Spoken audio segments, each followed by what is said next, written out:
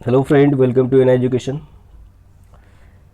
इस वीडियो में देखेंगे हम लोग हिस्ट्री को डिस्कस करेंगे। हिस्ट्री का ये सेट 4 है। हिस्ट्री का हम लोग इस वीडियो में आरआरबी एंड आरआरसी में पूछा गया प्रीवियस ईयर का जो क्वेश्चन है उसको कलेक्ट किए हैं। और इससे पहले जो हम लोग 3 सेट दे चुके हैं, आप लोग उस 3 सेट पे देखे होंगे कि अभी तक आरआरबी एनटीपीसी का जितना सारा शिफ्ट का एग्ज़ाम हो चुका है, उस एग्ज़ाम में हम लोग के बनाए गए सेट से कॉमन क्वेश्चंस एकदम आ रहा है। तो आप लोग जो भी आरआरबी एनटीपीसी एग्ज़ाम अपेयर होने वाले हैं वो पूरे सेट को ज़रूर देखिए और कोई भी सेट का क्वेश्चंस को मिस मत कीजिएगा। और ये गारंटी है कि आपको कॉमन क्वेश्चन एकदम मिलेगा, ठीक है। और जैसे कि बताए हुए थे कि हम आरआरबी की हिस्ट्री के लिए हम लोग टोटल 10 सेट प्रोवाइड करेंगे और हर सेट में 20-20 क्वेश्चंस रहेगा। और उम्मीद करते हैं कि ये पूरा 10 सेट आप लोग देख लेने के बाद में कोई भी क्वेश्चंस आरआरबी एनटीपीसी का आप लोग का हिस्ट्री से अगर पूछा जाएगा तो कोई भी क्वेश्चन मिस नहीं करेगा। तो आइए हम लोग क्वेश्चन स्टार्ट करते हैं और फर्स्ट क्वेश्चन को देखते हैं। The most significant feature of Indus valley civilisation was. Indus valley civilisation का मोस्ट इंपॉर्टेंट फीचर्स या महत्वपूर्ण विशेषता इंडस वैली सिविलाइजेशन का इसमें से क्या था? Barter system, local transport system, buildings made of brick या फिर एडमिनिस्ट्रेटिव सिस्टम। तो इंडस वैली सिविलाइजेशन के जो घर बने हुए पाए गए हैं वो पके हुए ईंट से बने हुए थे और ये इंडस वैली सिविलाइजेशन का बहुत ही इंपॉर्टेंट फीचर्स को दर्शाता है। तो हम लोग का आंसर हो जाएगा option C, buildings made of brick, ठीक है। इंडस वैली सिविलाइजेशन एक अर्बन सिविलाइजेशन था, ठीक है, इसको भी याद रखिए। तो ये आरआरबी एनटीपीसी 2016 में ये क्वेश्चन पूछा गया था। चलिए next question number second. Mahabharata war lasted for dash days. Mahabharata युद्ध कितने दिन तक के लिए चला था?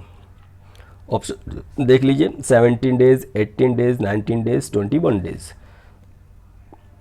आरआरबी एनटीपीसी 2016 में क्वेश्चन पूछा गया है। तो महाभारत वॉर कहिए या फिर कुरुक्षेत्र वॉर कहिए, कुरुक्षेत्र का युद्ध या फिर महाभारत का युद्ध, ये इसके बारे में हम लोग को पता चलता है इपिक पोएम महाभारत से। महाभारत का जो पोएम है उससे मालूम होता है। एंड महाभारत युद्ध लड़ा गया था कौरव एंड पांडव्स के बीच में, जो 18 दिन तक चला था। महाभारत युद्ध कौरव एंड पांडव्स के बीच में लड़ा गया था जो 18 दिन तक चला था और जिसमें पांडव्स विजयी हुए थे। तो हम लोग को यहाँ पे देख लीजिए आंसर हो जाएगा option B, 18 days.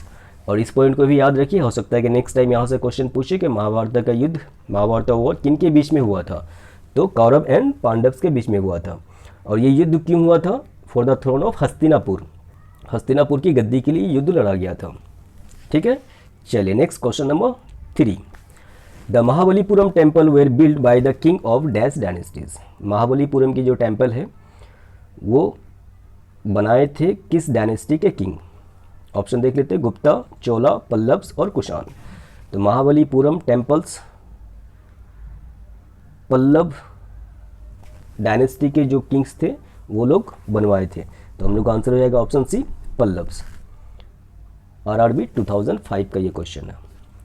Next question number 4। The Upanishad deal with. Upanishad इनमें से किस चीज़ से डील करता है? Social behaviour of man, religion of the Hindus, ancient Hindu laws. Upanishad deal करता है इन तीनों में से सभी। तो हम लोग का आंसर हो जाएगा option D, all of these, ठीक है। Upanishad deal with, answer option D, all of these. RRB 2007 का ये क्वेश्चन है। Next question number 5। In which year Alexander invaded India. Alexander Hindustan में कब आक्रमण किए थे? 356 बीसी, 340 बीसी, 326 बीसी और 323 बीसी। तो अलेक्जेंडर जो मैसेडोनिया के किंग थे वो हिंदुस्तान में हमला किए थे 326 बीसी में। तो हम लोग का आंसर हो जाएगा ऑप्शन सी, 326 बीसी। एंड यहाँ से कुछ और भी रिलेटेड पॉइंट्स याद रखिए। अलेक्जेंडर जब हिंदुस्तान में हमला किए थे उस वक्त नॉर्थ इंडिया में किंग पोरस का शासन था और दोनों के बीच में एक युद्ध लड़ा गया था। तो उस युद्ध को भी नाम याद रखिए कि battle between Alexander and Porus. Alexander and Porus के बीच में कौन सी युद्ध लड़ी गई थी, ठीक है। तो अलेक्जेंडर एंड पोरस के बीच में जो बैटल लड़ा गया था उसका नाम था बैटल ऑफ हाइडस्पस, बैटल ऑफ हाइडस्पस, ठीक है। एंड सेकेंड पॉइंट यहाँ से याद रखना है, अलेक्जेंडर की मृत्यु कब हुई थी? तो अलेक्जेंडर की मृत्यु हुई थी 323 BC में, जब ये मैसेडोनिया वापस जा रहे थे तो रास्ते में बेबोलियनिया में इनकी 323 BC में मृत्यु हुई थी। तो इस पॉइंट को भी याद रखिए, यहाँ से भी क्वेश्चन अक्सर पूछा जाता है। अलेक्जेंडर की मृत्यु 323 BC में हुआ था। RRC 2012 में ये क्वेश्चन पूछा गया था। चलिए next question number 6, which king's story is the subject of the play Mudraraksha? Mudraraksha play में इनमें से किस किंग का स्टोरी सब्जेक्ट मैटर था? यानी मुद्ररक्षा में किस किंग का स्टोरी को दर्शाया गया है? ऑप्शन देख लेते हैं, जयचंद, चंद्रगुप्ता सेकंड, चंद्रपीड़ा या फिर चंद्रगुप्त मौर्य। तो मुद्ररक्षा में स्टोरी दर्शाया गया है चंद्रगुप्त मौर्य का। तो हम लोग का आंसर हो जाएगा ऑप्शन डी, चंद्रगुप्त मौर्य। तो इसे याद रखिएगा, मुद्ररक्षा। एंड यहाँ से एक चीज़ और याद रखिए, मुद्ररक्षा के राइटर कौन थे? तो मुद्ररक्षा इज रिटेन बाय विशुखादत्त। ठीक है, इस नेम को भी याद रखिए, यहाँ से भी क्वेश्चन पूछा जाता है। मुद्ररक्षा के राइटर कौन थे? विशुखादत्त, ठीक है, या विशाखादत्त। तो इस पॉइंट को याद रखिए। ये क्वेश्चन देख लीजिए, RRB NTPC 2016 में पूछा गया था। Next question number 7, why was मनसबदारी system started in India? मनसबदारी system के बारे में हम लोग इससे पहले भी प्रीवियस वीडियो में हम लोग डील कर चुके हैं, प्रीवियस सेट ऑफ वीडियोस में। तो जो देखे हैं उनको मनसबदारी सिस्टम के बारे में पूरा आइडिया मिल चुका होगा। जो अभी तक नहीं देखें वो जरूर प्रीवियस वीडियो को देखें। यहाँ पे हम लोग सिर्फ इस क्वेश्चन का आंसर करने की सिर्फ कोशिश करेंगे। Why was मनसबदारी system started in India? India में मनसबदारी सिस्टम स्टार्ट क्यों हुआ था? For the salaries of आर्मीज, for the salaries of officers, for the salaries of army officers और नन ऑफ दीज। तो मनसबदारी सिस्टम स्टार्ट किया गया था आर्मी को तनख्वाह देने के लिए। आंसर हो जाएगा for the salaries of army. RRB 2005 में ये क्वेश्चन पूछा गया था। Next question number 8, in 1498 Vasco da Gama landed at 1498 में वास्को डी गामा कहाँ लैंड किए थे? Mumbai, Cochin, Calicut, Goa. Answer is option C, Calicut. 1498 को वास्को डी गामा कालीकट बंदरगाह में उतरे थे।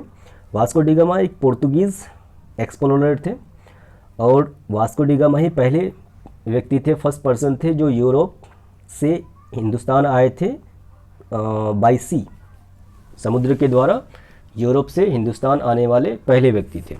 अच्छा, यहाँ से एक पॉइंट और याद रखिएगा, यूरोप एंड एशिया के बीच में वाटर या फिर ocean route, Asia and Europe के बीच में वाटर के जरिए जो रूट लिंक किए थे वो भी वास्को डी गामा ही थे। ठीक है, तो इसको भी याद रखिएगा कि first to link Europe and Asia by an ocean route.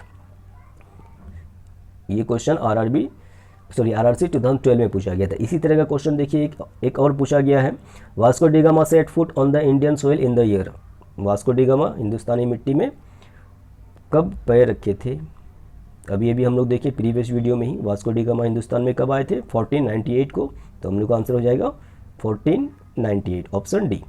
ये क्वेश्चन RRC 2014 में पूछा गया था। चलिए next question number 9, Shivaji assume the title Chhatrapati in the year. Shivaji Chhatrapati title कौन से साल में प्राप्त एज्यूम किए थे? ठीक है, आंसर ऑप्शन देख लेते हैं, 1670, 1672, 1673 या फिर 1674। तो शिवाजी का कोरोनेशन हुआ था 1674 में। Coronation that means Raj Tilak, Shivaji का राज तिलक 1674 में हुआ था राजगिरी के फोर्ट में, राजगिरी के किला में, और वहीं उन्होंने अपना टाइटल छत्रपति टाइटल अडॉप्ट किए थे या एज्यूम किए थे। ठीक है, तो answer is 1674, option D. RRC 2014 में ये क्वेश्चन पूछा गया था।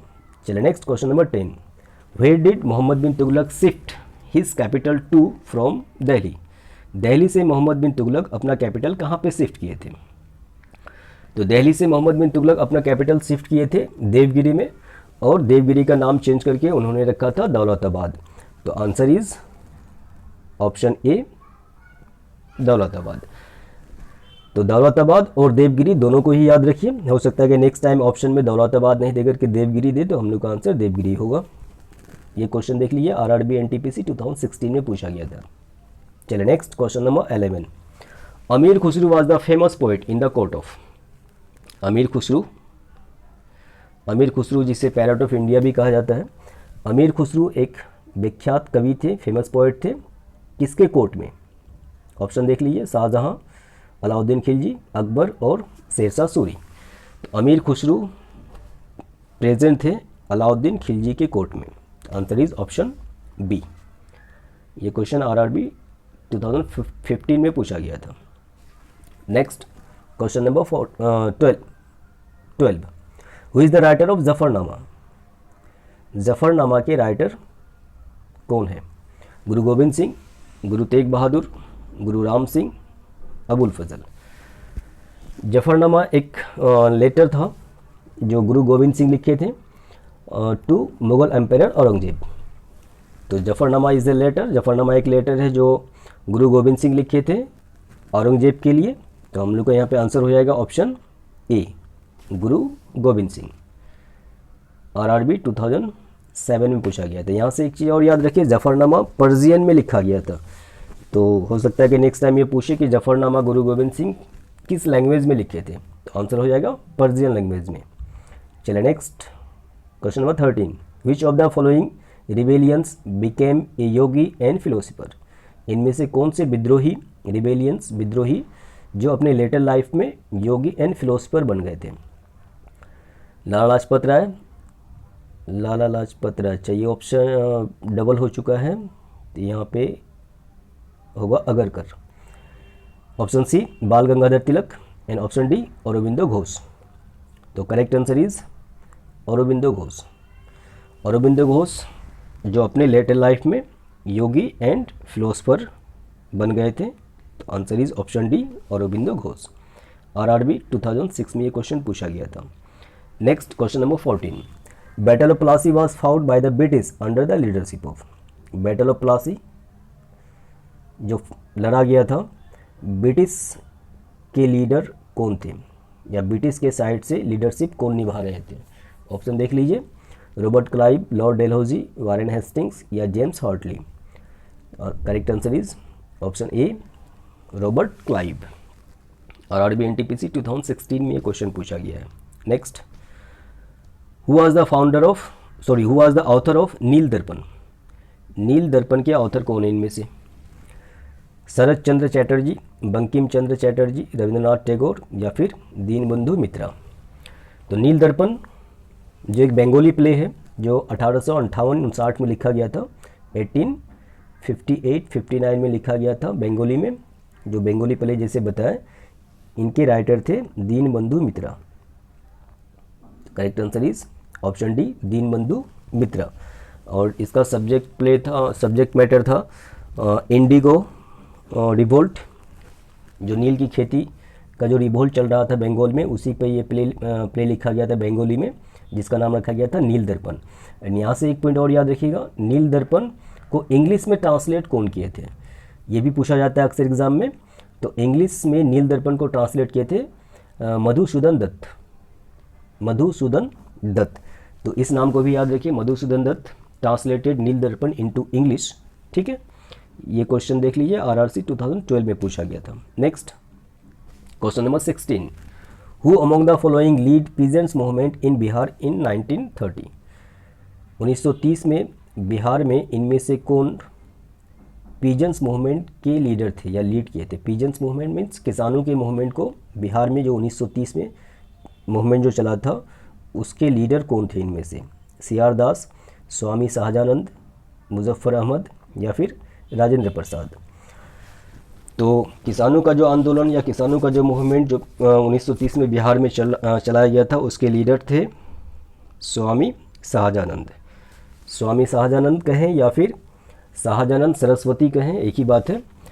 और यहाँ से एक पॉइंट और याद रखिएगा, ऑल इंडिया किसान सभा 1936 में लखनऊ में ये फाउंड किए थे। तो नेक्स्ट टाइम यहाँ से भी क्वेश्चन बन सकता है कि ऑल इंडिया किसान सभा के फाउंडर कौन थे? तो ऑल इंडिया किसान सभा के फाउंडर भी हम लोग का आंसर हो जाएगा शाहजानंद सरस्वती।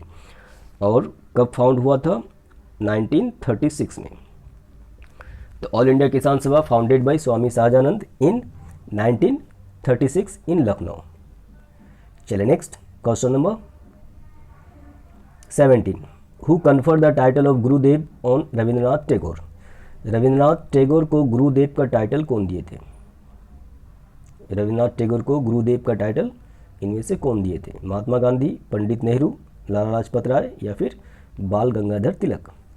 तो रविंद्रनाथ टैगोर को गुरुदेव का टाइटल दिए थे Mahatma Gandhi. Answer is option A, Mahatma Gandhi. RRB NTPC 2016 में ये क्वेश्चन पूछा गया था। चलिए next question number 18। Kakori train robbery took place in the year? Kakori की ट्रेन रोबरी या काकोरी डकैती भी कहते हैं।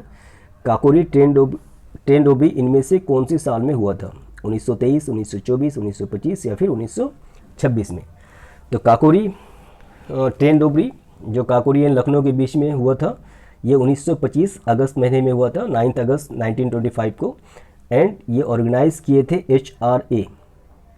HRA हिंदुस्तान रिपब्लिक एसोसिएशन के जो मेंबर्स थे, ये ऑर्गेनाइज किए थे ये रोबरी, और जिसके वजह से जो है सभी को गिरफ्तार भी कर लिया गया था। लगभग 17 से ज़्यादा लोगों को जो बहुत ही लंबी इम्प्रिजनमेंट मिला था, और चार लोगों को फांसी दे दिया गया था, जिसमें से राम प्रसाद बिस्मिल, अशफाकुल्ला खान एंड राजेंद्र लहरी भी थे जो इन्हें फांसी दी गई थी। तो काकोरी ट्रेन रोबरी बहुत ही इंपॉर्टेंट है, यहाँ से क्वेश्चन अक्सर बनाया जाता है, तो इसको याद रखिए। काकोरी ट्रेन रोबरी 1925 में हुआ था, तो आंसर हो जाएगा ऑप्शन सी 1925। और आरआरबी एनटीपीसी 2016 में क्वेश्चन पूछा गया था। इसी तरह का एक क्वेश्चन देखिए और भी पूछा गया है कि Kakori train robbery was organise by dash in 1925। Kakori train robbery organise किया गया था बाई डैश, किसके द्वारा? इन 1925 1925 में। तो अभी हम लोग देखिए कि काकोरी ट्रेन रोबरी ऑर्गेनाइज किया गया था HRA that means Hindustan Republic Association के द्वारा। तो आंसर हो जाएगा हम लोग का option D, HRA Hindustan Republic Association. RRB NTPC 2016 का ये क्वेश्चन है। Next question number 19। Who known as the iron man of India? Iron man of India के नाम से कौन जाने जाते हैं? जवाहरलाल नेहरू, बाल गंगाधर तिलक, सरदार वल्लभ भाई पटेल और Mahatma Gandhi. The correct answer is option C, Sardar Vallabh Bhai Patel. ये क्वेश्चन RRC 2012 में पूछा गया था। Next question number 20। Gandhi ji started the Dandi march? Gandhi ji Dandi march start किए किस वजह से? यानी डांडी मार्च स्टार्ट करने का मेन उद्देश्य क्या था? ऑप्शन देख लेते हैं। To boycott foreign goods, to protect against British policies, to break salt laws या फिर नन ऑफ दिस। तो डांडी मार्च या फिर सिविल डिसओबीडियंस मूवमेंट के बारे में हम लोग प्रीवियस वीडियो में भी डिस्कस कर चुके हैं, तो इसलिए यहाँ पे बहुत ज़्यादा डिस्कस नहीं करेंगे। यहाँ पे सिर्फ पॉइंट बताते हैं, जैसे जो प्रीवियस वीडियो को देखे हुए होंगे तो उन लोगों को पता होगा कि डांडी मार्च महात्मा गांधी 12 मार्च 1930 को स्टार्ट किए थे फ्रॉम साबरमती आश्रम से। और ये डांडी मार्च किस वजह से उद्देश्य था? विद्रोह करना। गांधी जी का मेन उद्देश्य था विद्रोह करना। सॉल्ट एक्ट जो नमक का कानून बनाया गया था, उस नमक के कानून के विद्रोह में गांधी जी डांडी मार्च किए थे 12 मार्च। ये डेट याद रखिएगा, यहाँ से भी क्वेश्चन पूछा जाता है कि कब गांधी जी स्टार्ट किए थे। तो 12 मार्च 1930 को स्टार्ट किए थे अगेंस्ट सॉल्ट एक्ट। तो हम लोग यहाँ पे देख लीजिए आंसर क्या हो जाएगा। डांडी मार्च गांधी जी स्टार्ट किए थे, उसका उद्देश्य क्या था? ऑप्शन सी हो जाएगा, to break salt laws. RRB 2013 में ये क्वेश्चन पूछा गया था। इसी से रिलेटेड देखिए एक क्वेश्चन और है। In which year Mahatma Gandhi launched Dandi march? Mahatma Gandhi Dandi march कौन से साल में लॉन्च किए थे? तो अभी ये भी हम लोग देखें, डांडी मार्च 1930 में लॉन्च किए गए थे, स्टार्ट किए थे गांधी जी। तो यहाँ पे हम लोग आंसर हो जाएगा ऑप्शन बी 1930। ये क्वेश्चन RRC 2012 में पूछा गया है। तो फ्रेंड्स, जैसे कि बताया गया था कि हम लोग इस वीडियो में 20 क्वेश्चंस को डिस्कस करेंगे, तो 20 क्वेश्चंस हो गया। और जो वीडियो आप लोग को अच्छा लग रहा है तो इसको ज़रूर लाइक कीजिए, और जो चैनल को अभी तक सब्सक्राइब नहीं किया चैनल को ज़रूर सब्सक्राइब कीजिए। और जो अभी तक पूरी वीडियो को हम लोग का प्रीवियस वीडियो को नहीं देखे, प्रीवियस वीडियो को भी जरूर देखिए, बहुत ही इंपॉर्टेंट है। और RRB NTPC के लिए तो मतलब कॉमन क्वेश्चन यहाँ पे आना गारंटी है। तो वीडियो को पूरा मिस नहीं कीजिएगा। फिर मिलते हैं हम लोग नेक्स्ट वीडियो में, तब तक के लिए गुड बाय, थैंक यू।